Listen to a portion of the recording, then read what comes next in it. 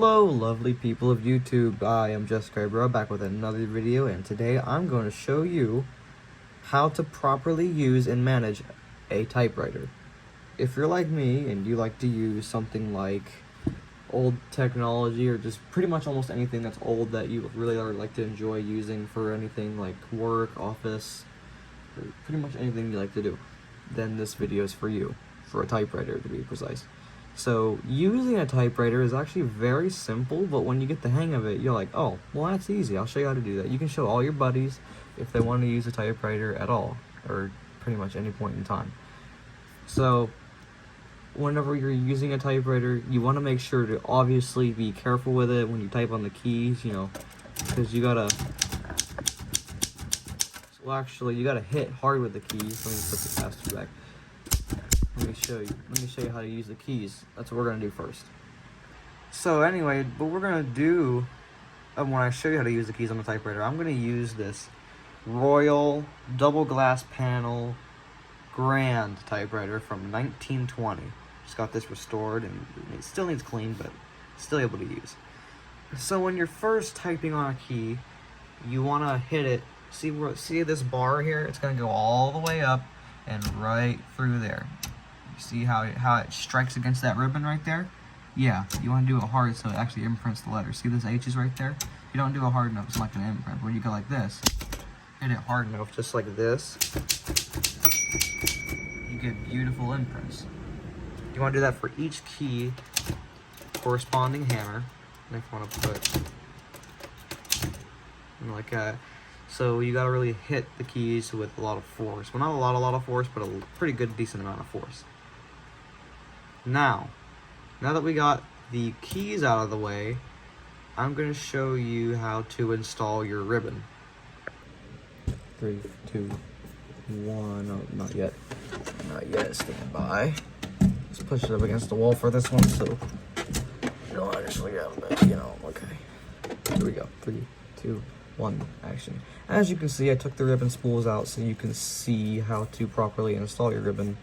Now, I'm not going to show you how to put your ribbon on the new spools, but you want to make sure you do that first before you do anything else. So you want to get your ribbon.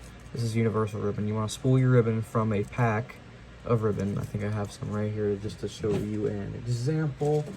Ribbon like this that come in packages. See these metals? Not these metal spools, but these plastic spools. Rip the ends off of the spools, and there should be clamps onto these spools. Strike it in and start spooling it. Now when you reach the end, clamp it into the other one. Then you should really get a good result out of that. Let me put this ribbon back. Hold on a minute. Okay, good. Now, to install your ribbon, if you have the same model I do, then you will need to want to move these back so you can fit them in correctly and nicely. Right. So, once you have these out, there's a specific way your ribbon has to go. Okay. So you want to do it this way. See how the ribbon goes. So if you pull this, it should turn this direction. This one should pull this direction. You want to test that to be sure first. Now there should be holes on the bottom of these. You want to strike these little pegs here on each one. You want to put it in, line it above, and push it in. It doesn't go in all the way. I just do that because it doesn't really harm anything. Sometimes it does, but that depends. Anyway, there should be a little line. See these little spaces here? You're gonna put your ribbon in there. And this one's a little tricky. I don't know why this is doing that. Let me see which way the ribbon goes. Okay, mine is spooling this direction. Okay, now what you want to do, make sure this part is up. There's little line spaces right there. I'll show you a picture right here. If you look right here, there should be little lines, put them through. You want to take your ribbon, put it behind it. You want to put it through those little spaces out there, and you want to put it down, pull down, and pull up, Then you want to turn your ribbon spool. Now once you get them in, pull these back, clamp them in place, and then you should be good. Try testing them out by doing something like this. If you're spin like I do, and you could change it by pulling this knob. I'll show you a picture right there. You switch it, then it goes the other way. Pretty cool. Now, I want to keep it this way. Now that we got that out of the way, now I'm going to show you how to load your paper. Loading your paper is actually really simple. I'm going to use this that I was typing on earlier. Let me bend it back real quick, stand by. I bent it back a bit so it didn't really, stick out or anything like that. I want to put it right in here. With this, see this thing here? This holds the paper in, so you can just push it up against that. There's two knobs on the side, one here and one here.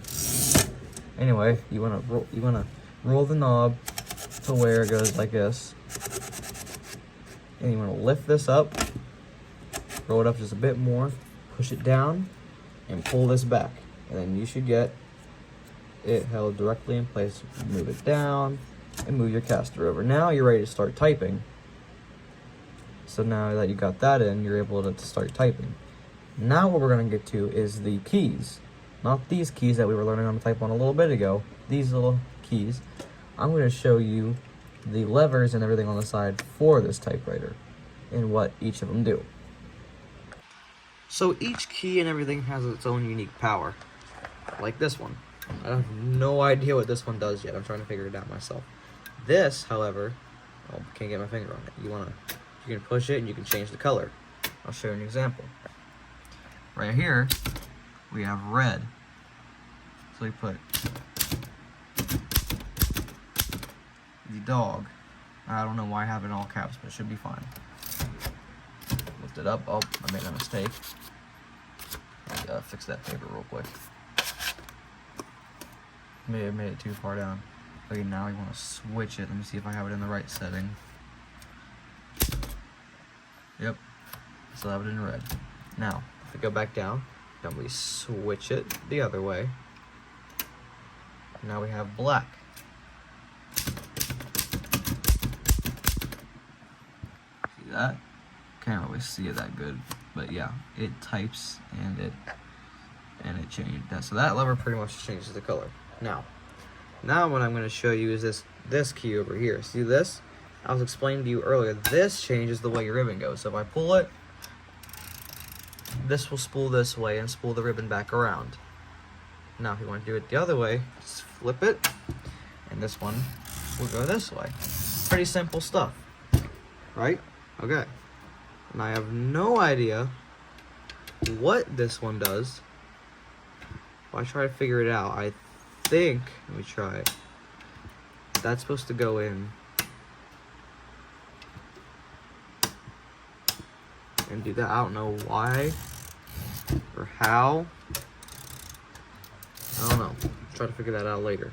But anyway, now I'm going to show you how to set a tab on this. Now for this particular typewriter, you get something that looks like this.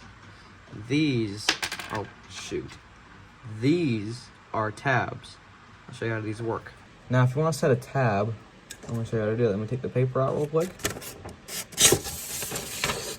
I had the paper unlocked. So you want to move this back. If you're on my model, let me move the typewriter back real quick so you can get a clear view. Move that back. These are where your tabs go. This particular section here. So when your tabular key is pressed and you move against it, see that little thing poking there? Moves out and it collides against this to stop in that particular area. So let's say if I wanted to stop, I don't know, somewhere over here. Let's go ahead and put this right here. Let's say if I wanted to stop in this particular area, hold down the tabular key. Oh, my tabular key ain't working. My whole like I had an accident. There we go. Now if we hold down the key, it stops in that particular area. Now if you don't have any other tabs yet left, it'll just go all the way to the end. And the bell will go off. So that pretty much does it for the tabs. Let's pull that tab out since I don't need it. And now we're gonna move on to with the shift key. The shift key is really simple. So like say you're on a computer and you wanna capitalize your letter. You hold it down, and you see the cursor will go up when you push that particular. Alright, then you wanna press a letter, let's say the letter A. Then it should type a capital letter A. You can't see it at all because I don't know why actually. Let's go up, do that again. Yeah, A does not want to cooperate with us, but A, let's do something like that. That's how you do shift. But if you want to have it at all caps, hold down that shift lock and it'll keep your carriage up. See? There you go. Now that works. Now that we can show you how this works, this right here is your space. How many line spaces you want in your typewriter typing. So let's move it back. You can move it to different settings. I have mine on the farthest setting, so when I pull it, its space is only about an inch, right? And over here, we have our release. So if you hold this down, you can release the carriage. So you can move to any particular place you want. But moving it back, you don't have to. But pushing it this way, you have to hold this down. Now I'm pretty sure this that just picks that up. I don't know why it's there. Because you could just do that. I guess that's pretty simple too. This is what unlocks and relocks your paper. See that down there? How it's moving it? That unlocks your paper and locks your paper. So like if you wanted to release your paper, see how I released my paper earlier? That's what I used. I just pulled that back, pulled the paper out, and re-put it back. Now, that is pretty much all the keys for that section. I have only one more I wanted to show. Or actually, no, two more I wanted to show. The margin release key. Let's say we set a margin. Here's my margin right here. So if I just go all the way to that end, I will stop right here. Okay, and it won't move anymore. Press in your margin release, and you can override it.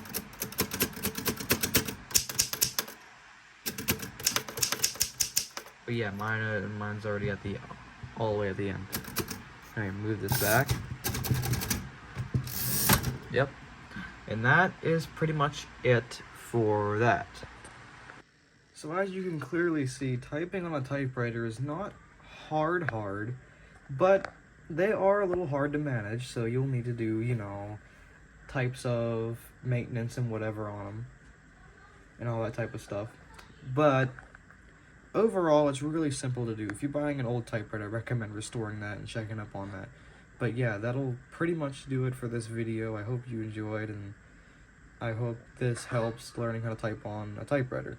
If you need any more or need any help, just comment down below, and we'll get you set up. Comment down below if the comments are available. I don't know if they are yet because I didn't post this yet. But if there's anything you need, just comment on a video that has comments, or if this video has comments. Comment down below and let me know, and I will get right to it. Alright, see you in the next one.